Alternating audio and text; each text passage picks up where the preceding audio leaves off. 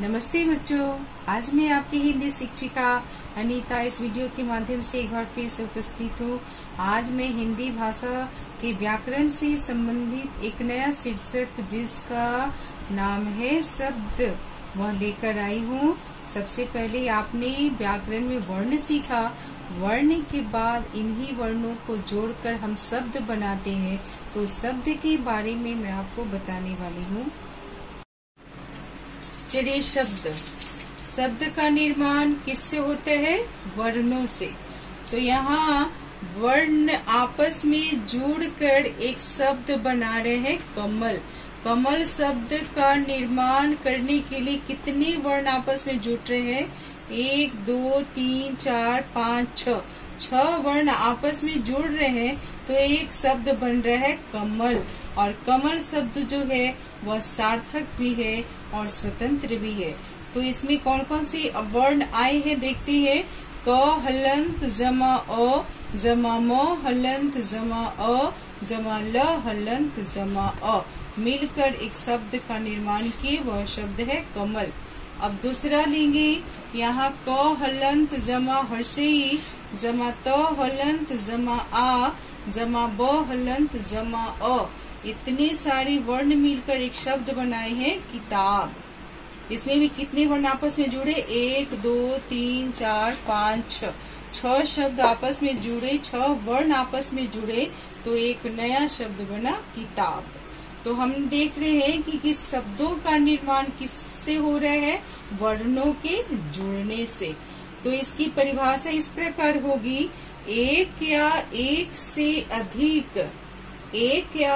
से अधिक वर्णों से निर्मित स्वतंत्र और सार्थक समूह को शब्द कहते हैं।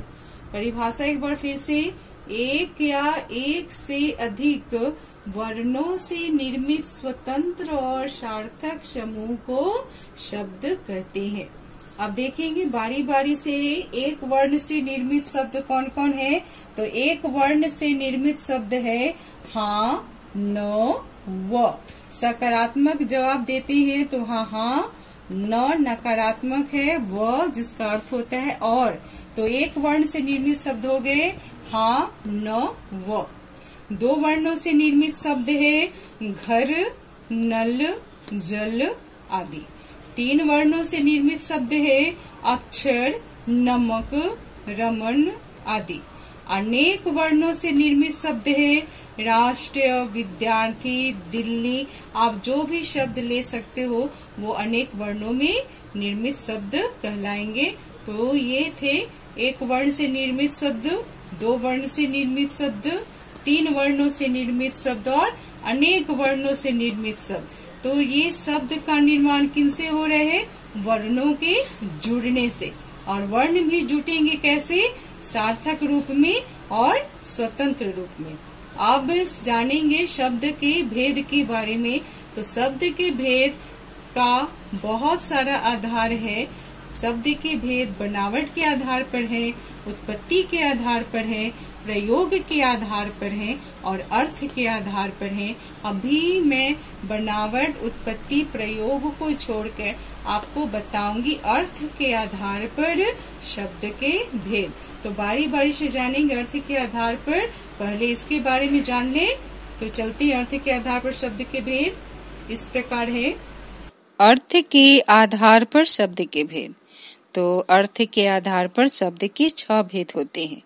पहला पर्यायवाची शब्द, दूसरा विपरीतार्थक शब्द जिसे विलोम शब्द के नाम से भी जाना जाता है, तीसरा है श्रुति सम भिन्नार्थक शब्द, यानी वैसे शब्द जो सुनने में तो एक जैसे लगते हैं परंतु उनके अर्थ जो है वो अलग अलग होते हैं। फिर है अनेक शब्दों के लिए एक शब्द, फिर है अनेकार्थी शब्द और अंत में है एकार्थक शब्द। तो बारी बारी से इनके बारे में जानेंगे। सबसे पहले पर्यायवाची शब्द, वे शब्द जो समान अर्थ प्रकट करते हैं पर्यायवाची शब्द कहलाते हैं। इन्हें समानार्थी शब्द भी कहा जाता है।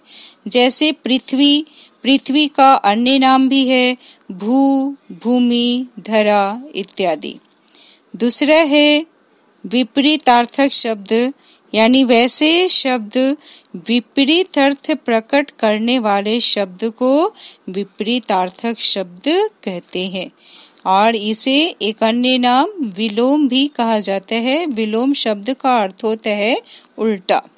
तो जैसे अमृत है तो अमृत का विलोम शब्द हो जाएगा विष।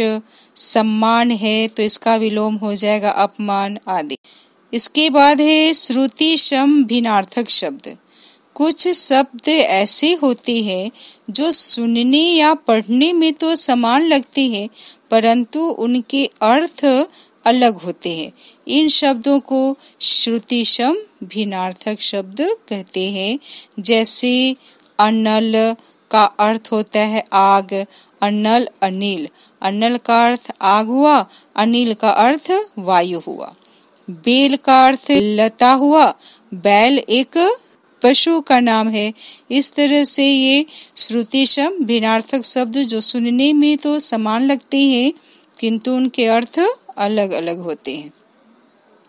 इसके बाद है अनेक शब्दों के लिए एक शब्द, यानी जिन शब्दों का प्रयोग अनेक शब्दों के स्थान पर किया जाता है ऐसे शब्द को अनेक शब्दों के लिए एक शब्द कहा जाता है। जैसे जिसके आने की कोई तिथि न हो, तो ये अनेक शब्द हो गया। इसका एक शब्द होगा अतिथि। जिसके आने की कोई तिथि न हो उसके जगह पर एक शब्द के रूप में हम लिख सकते हैं अतिथि। इसी तरह आगे बढ़ेंगे, वो है अनेकार्थी शब्द। ऐसे शब्द जिनके एक से अधिक अर्थ होते हैं।